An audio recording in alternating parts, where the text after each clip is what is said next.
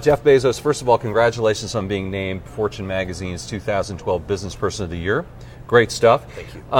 And to the casual observer, it might seem a little ironic given that you just announced a $274 million loss for the quarter. The year is not supposed to be so great for you, but that's actually how you think about the business, reinvesting in your company, right? Yeah.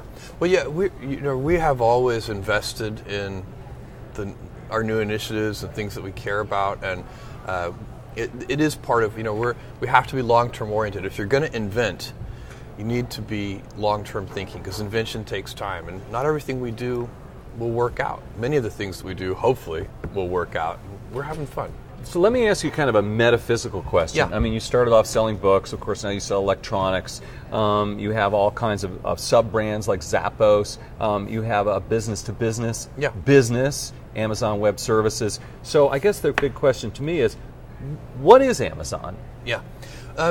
If you're looking for a common thread, the big ideas that underlie everything we do are customer obsession. So start with the customer and work backwards. And that's as opposed to competitor obsession. Both approaches can work in business, but we start with the customer.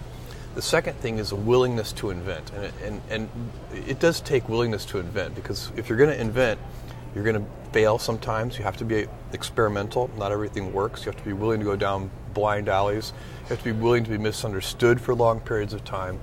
And then the third element is long-term thinking. So we see it as one of our advantages that we don't need payback on our initiatives in 2 or 3 or 4 years. We're willing to go 5, 6, 7 years before we start to see meaningful financial results from our new initiatives. So that taking a long-term approach, being inventive, and being customer obsessed, that's the theme that crosses through all of our businesses. Now, I know you're customer obsessed and you say you don't worry about the competition. On the other hand, I think you've said your margin is my opportunity.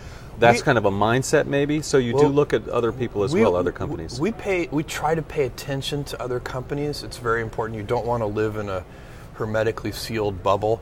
Mm-hmm. We try to be inspired by what other companies do, what we see around us, and we also try to benchmark very carefully on things like prices and in-stock availability. And so we want to know, what are other companies doing?